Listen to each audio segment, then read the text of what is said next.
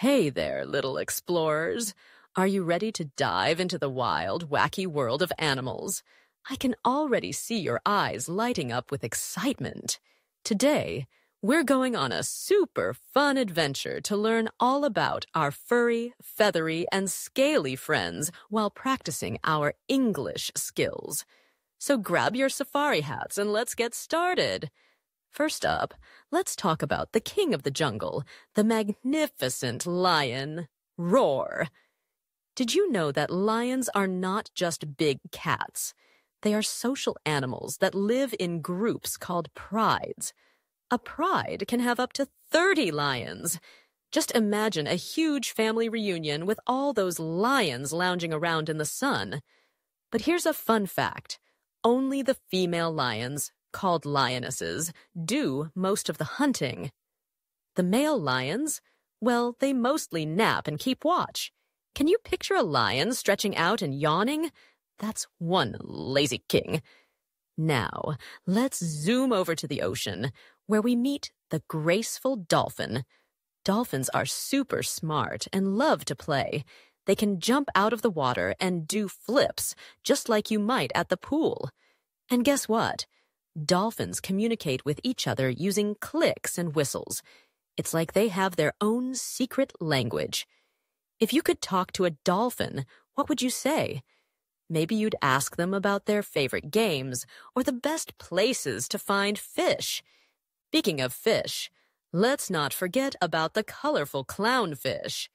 These little guys are famous for their bright orange color and white stripes.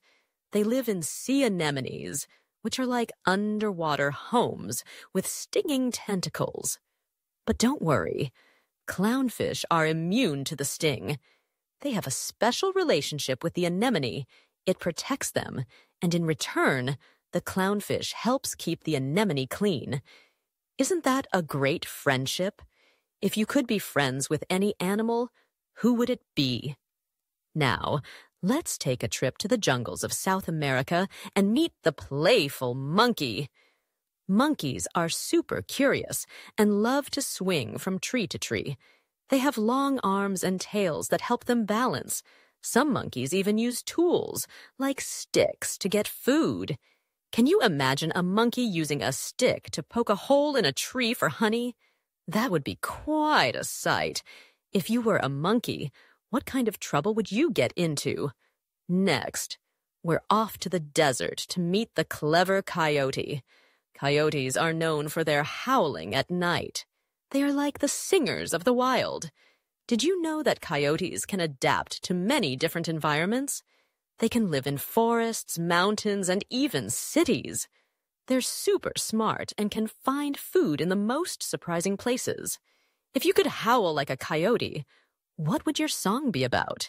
Maybe a fun day at the park or a big bowl of ice cream. Now, let's head to the Arctic to meet the fluffy polar bear. Polar bears are the largest land carnivores and are great swimmers. They have thick fur and a layer of fat to keep them warm in icy waters. But here's something cool.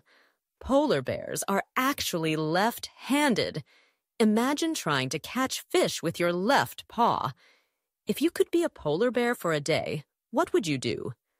Would you slide on the ice or dive into the water for a fishy feast? And how could we forget about the adorable penguin? These little guys waddle around in their tuxedos, looking like they're ready for a fancy party. Penguins are great swimmers and can dive deep underwater to catch fish. They live in large colonies, huddling together to keep warm. Imagine a big group of penguins all snuggling up together. If you were a penguin, would you be the one leading the group or the one trying to sneak a fish when no one is looking? Now, let's take a quick trip to the rainforest to meet the colorful parrot. Parrots are known for their bright feathers and their ability to mimic sounds. Some can even talk.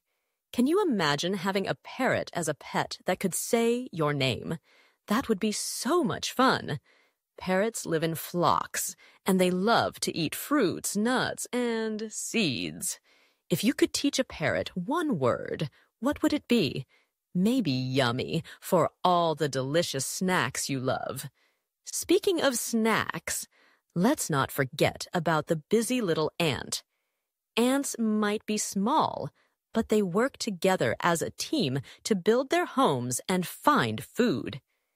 They communicate with each other using pheromones, which are like tiny smells that tell other ants what to do.